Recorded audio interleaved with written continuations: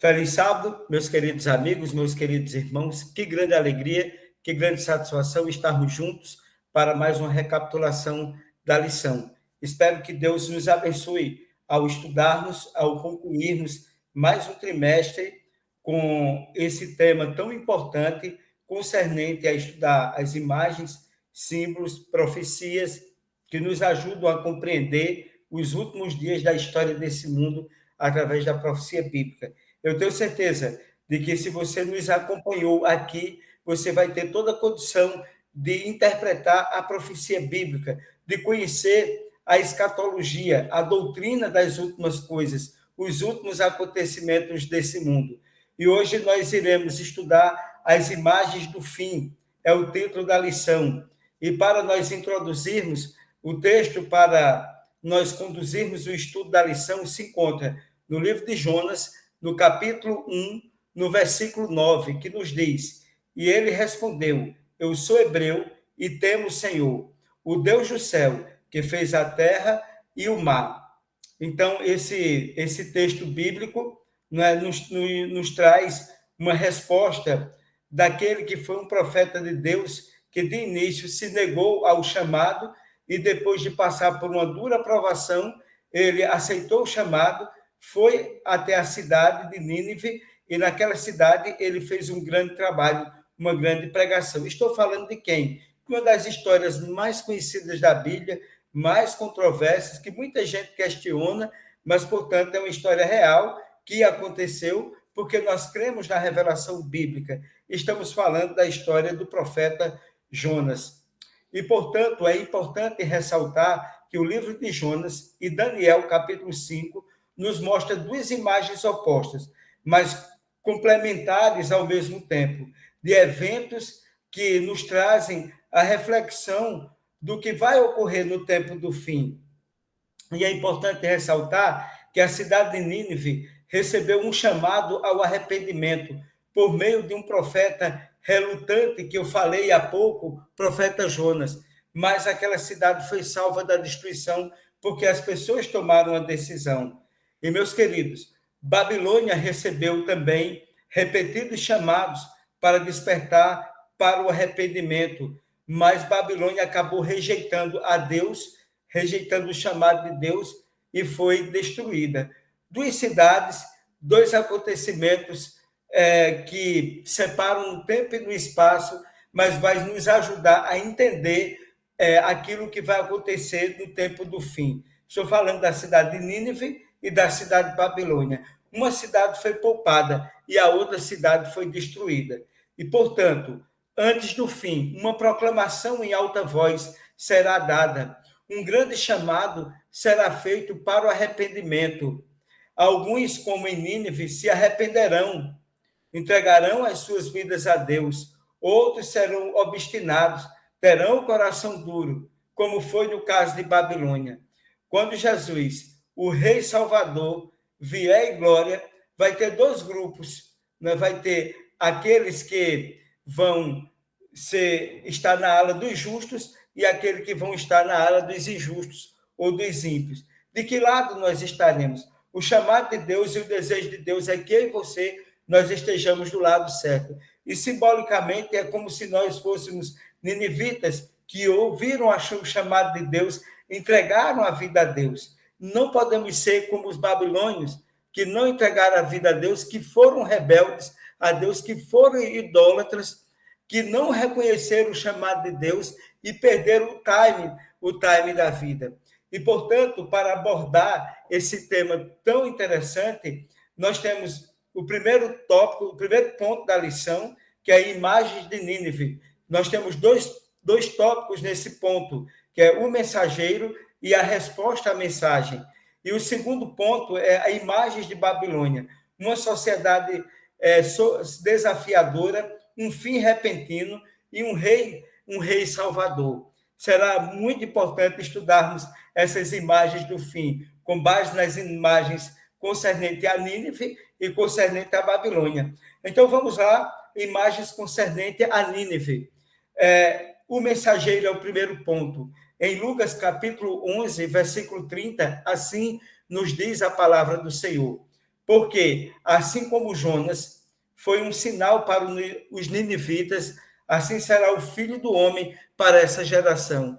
Essa história de Jonas, ela está repetida nas explicações que Jesus ele fez no Novo Testamento concernente aos últimos acontecimentos. E Jesus comparou a sua experiência com a de Jonas, embora com diferenças distintas, evidentemente. E eu gostaria de apresentar para vocês essas distinções entre Jonas e Jesus. Dois Jotas, né, duas pessoas com iniciais J, mas que têm diferenças. A gente vai ver o que tem de diferente, mas o que são os pontos que unem nessa questão. Por exemplo, Jonas, ele não queria ir a Nínive para salvar a cidade, ele foi rebelde. Portanto, Jesus ele veio voluntariamente ao mundo para nos salvar. Jesus ele não foi rebelde, ele veio de livre e espontânea vontade. Jonas, ele passou 3 dias na barriga do peixe por causa dos seus pecados. Jesus passou 3 dias na sepultura por causa dos nossos pecados. Vocês entenderam a distinção? Há também semelhanças claras entre as experiências de Jonas e o tempo do fim. E então, nós gostaríamos de elencar 3 diferenças. Jonas, a menção do Criador. Em Jonas 1,9 diz: tema o Senhor, o Deus do céu, que fez o mar e a terra. E no final, né, assim como Jonas ele coloca essa mensagem, essa menção do Criador, tema o Senhor, o Deus do céu, que fez o mar e a terra. No final da história desse mundo, Apocalipse capítulo 14, versículo 7, também se faz a menção ao Criador. Adorar aquele que fez o céu, a terra, o mar e a fonte das águas. Vocês entenderam? Jonas, foi um chamado ao arrependimento. Em Jonas capítulo 3, versículo 9 e 10, nos diz que Jonas se converteu do seu mau caminho. Em Apocalipse capítulo 14, versículo 8 e capítulo 18, versículo 4, há também uma chamada ao arrependimento. Babilônia caiu e tem um chamado a dizer: sai dela, povo meu. Então, há um chamado ao arrependimento.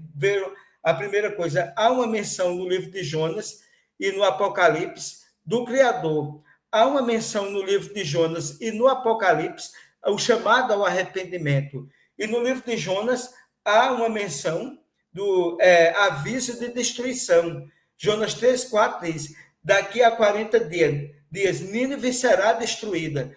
Em Apocalipse também tem um aviso de destruição. Em Apocalipse capítulo 14, versículo 9 até o 10. Ele também beberá do vinho da ira de Deus. Se nós entendermos direitinho, nesse contexto, nós veremos que existem similaridades entre aquilo que foi pregado por Jonas e a mensagem que existe também no livro do Apocalipse. Para entender melhor, vamos ao segundo ponto. A resposta à mensagem.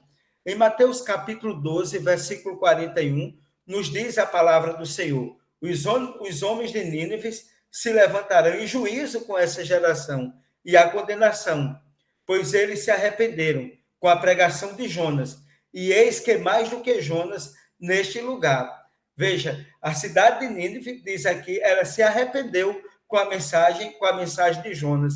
E no Apocalipse, o próprio Jesus faz menção à resposta a essa mensagem.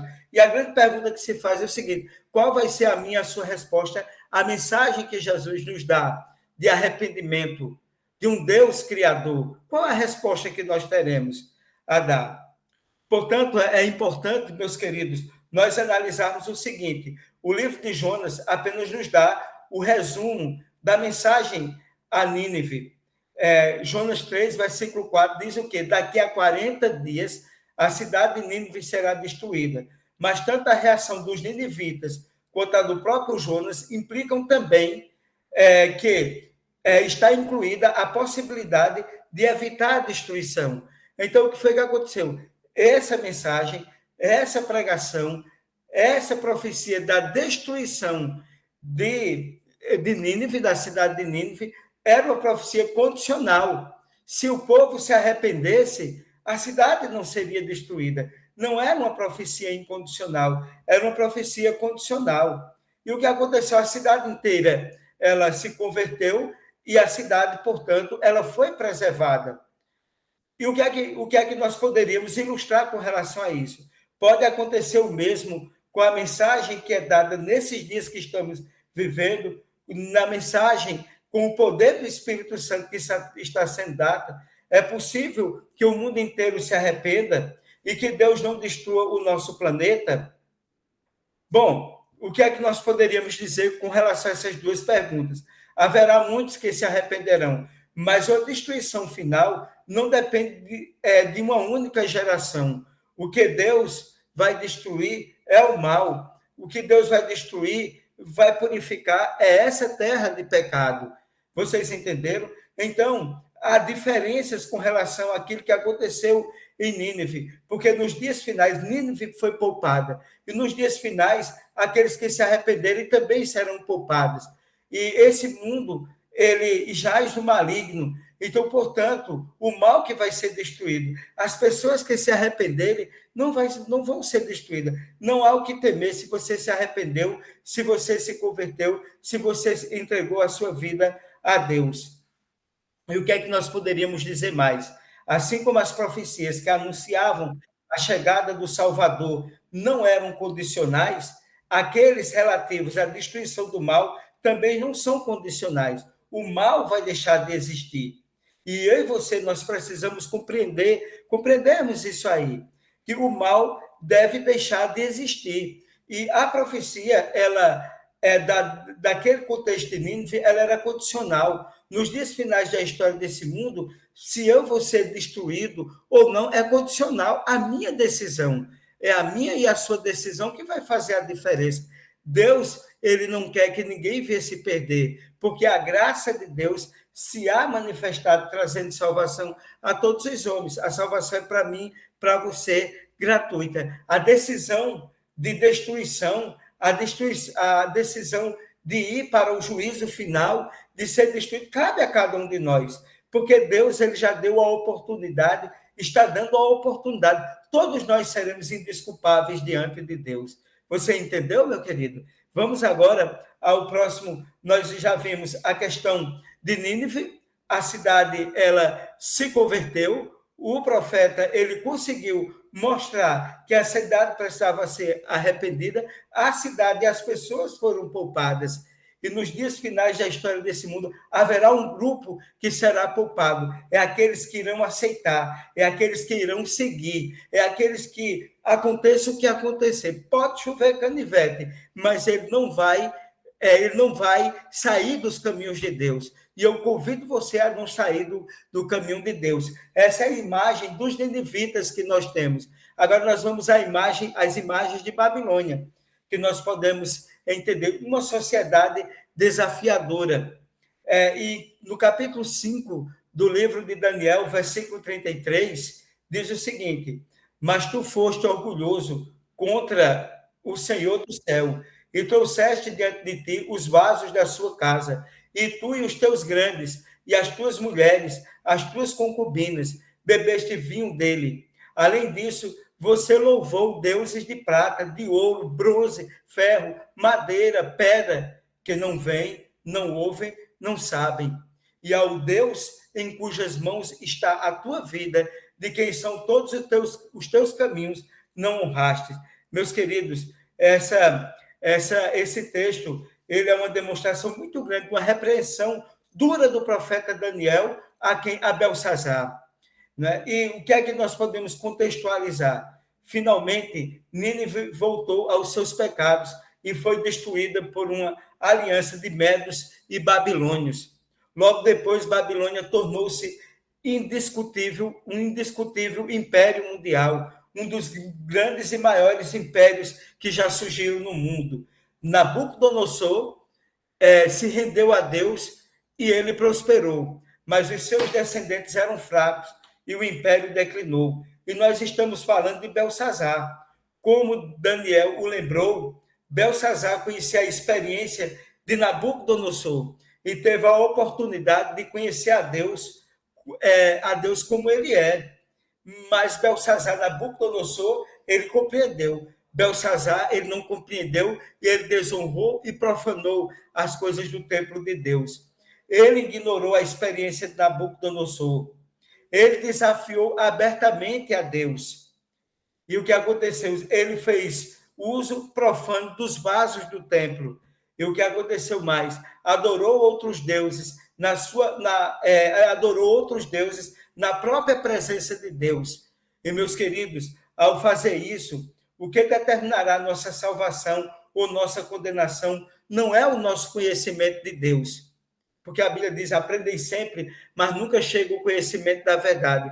Mas nossa resposta a esse conhecimento não é só conhecer a Deus. Eu tenho que fazer com que esse conhecimento seja uma experiência de arrependimento e de conversão na minha vida. E uma mão na parede ali escreveu, Mene, Mene, Tekel, Ufrasim.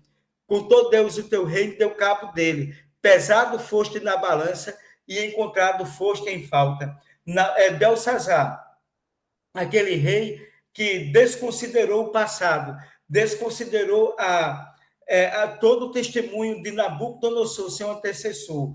Esse profano Belsazar, né, ele sofreu o juízo de Deus. E, meus queridos, um fim repentino. E o que foi que aconteceu? E aí vem uma das profecias mais interessantes, mais magníficas que apresentam aqui na Bíblia Sagrada, que é apresentada no livro do profeta Isaías e que nos ajuda a compreender a vinda do Messias, a vinda do prometido Filho de Deus. E o profeta não só identificou o que haveria de acontecer, quem haveria de destruir Babilônia, mas quem seria, disse até o nome de quem seria aquele que seria o libertador. E no livro do profeta Isaías, no capítulo 44, versículo 27 até o 28, diz o seguinte, que diz às profundezas, secai os teus rios, farei secar, que diz de Ciro, eis o meu pastor, e dará tudo o que eu quero, ao dizer a Jerusalém, tu serás edificada, e ao templo tu serás fundado. E, meus queridos, por meio de Isaías, Deus anunciou uma profecia extraordinária, como Babilônia seria destruída para tirar Israel, o seu povo, do cativeiro. Ele identificou até mesmo a pessoa que faria essa façanha. Ciro criou uma barragem para baixar o nível de água do rio Eufrates. Seus exércitos entraram pelo rio e encontraram a cidade entregue em festa. E na mesma noite, Belsazar, rei dos caldeus, ele foi morto e o grande império de Babilônia ruiu e nunca mais se ergueu. E quem é Babilônia hoje? Um lugar de conflito. Babilônia hoje é exatamente o Iraque, que não é mais um país de grande expressão no sentido de poderio como foi no passado. E o que é que nós poderíamos dizer mais? A sexta praga final ecoa como um vento, uma secagem do rio Eufrates que se prepara para a vinda de Jesus, diz lá no Apocalipse. A Babilônia atual ficará surpresa, porque ninguém espera pelo teu Senhor. Terão decidido não acreditar nele, e em vez de adorar imagens feitas por homem, em vez disso, eles vão adorar imagens feitas por homem.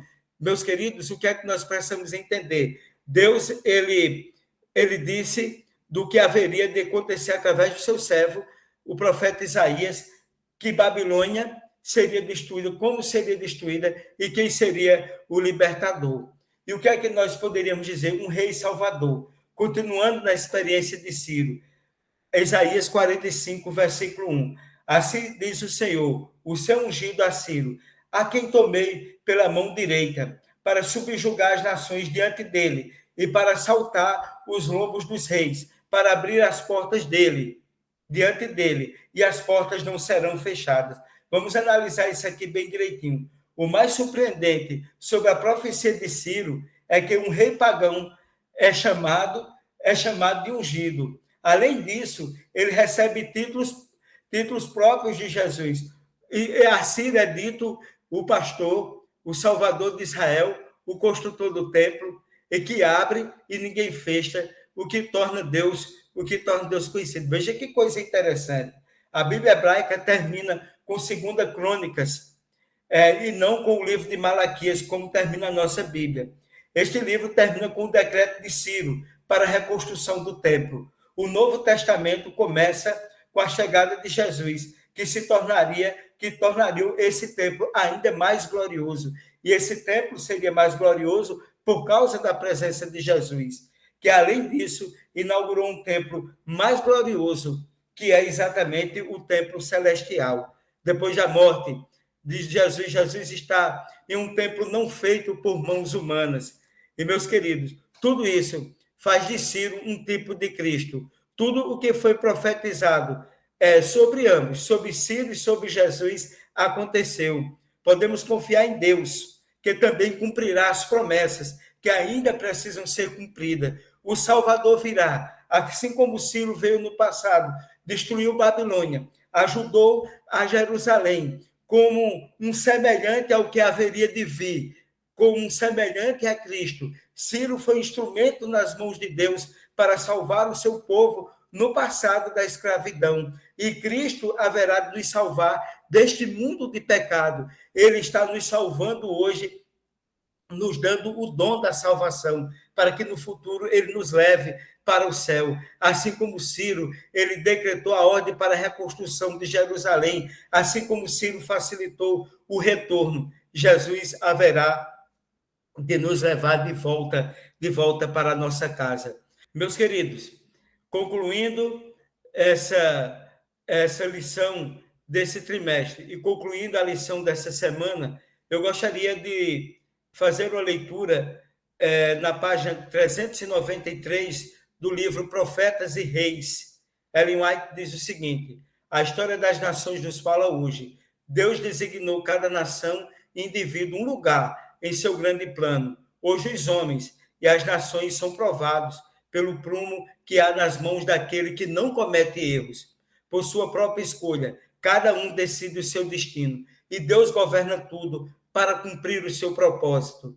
Ao ligar um elo ao outro na cadeia dos eventos, da eternidade passada à eternidade futura, as profecias que o grande Eu Sou deu em sua palavra, nos diz que estamos hoje na procissão das eras e o que pode ser esperado no tempo futuro. Toda esta profecia predita como se cumprindo até o tempo presente, se cumpre nas páginas da história. E podemos ter certeza de que tudo o que resta a ser cumprido se cumprirá nas suas ordens. O que eu diria, concluindo tudo? Estudamos profecias, imagens, símbolos das profecias para nos ajudar a compreender o tempo do fim. Deus não nos deixou analfabetos quanto ao futuro. Deus nos deixou alfabetizados quanto ao futuro. Ninguém vai ter desculpa diante de Deus. Todos vão ter a oportunidade, de uma maneira ou de outra, conhecer a verdade de Deus. E, meus queridos, assim como Deus salvou a cidade de Nínive no passado, Deus quer salvar a mim e a você. Infelizmente, alguns não aceitarão a mensagem e, assim como Babilônia, serão destruídos. Que farei eu diante de uma tão grande mensagem? Será que haverá de que eu escuto a voz de Deus e a sentença veio sobre mim como veio sobre Belsazar? Ou será que eu terei o coração como os ninivitas tiveram, abertos para ouvir a palavra de Deus? Espero que nós possamos também ter entendido que Deus enviou no passado, simbolicamente, um tipo do que haveria Jesus de vir, o libertador para o povo de Israel, que foi Ciro. Haverá de vir também Jesus Cristo. Ele veio quando se cumpriu o tempo, mas ele voltará com poder e glória no seu segundo advento para se levar a sua igreja para o céu. Que estejamos preparados. E a Bíblia nos diz: prepara-te, ó Israel, para te encontrares com o teu Deus. Vamos estar atentos, vamos ouvir a mensagem, vamos estudar a palavra de Deus. E a oportunidade que nós tivemos nesse trimestre foi belíssima. E se você, porventura, não teve a oportunidade ou não acompanhou um dos estudos que nós realizamos, está tudo gravado no YouTube, no nosso canal. Procure, assista, dê um like, compartilhe, se inscreva no canal se você ainda não se inscreveu, e eu desejo que Deus abençoe tua casa, tua vida, tua família, os teus sonhos, a tua saúde, e assim que nós possamos aguardar o Senhor, porque a Bíblia diz, mais um pouco de tempo e o que há de vir, virá e não tardará. Até o próximo sábado, se Deus assim permitir, e o começo de mais um estudo da lição da Escola Sabatina que está por vir. Aguardem que nós iremos anunciar o tema em breve da lição do próximo trimestre. E que Deus continue nos abençoando sempre e até o próximo trimestre, próximo sábado, se Deus assim o permitir.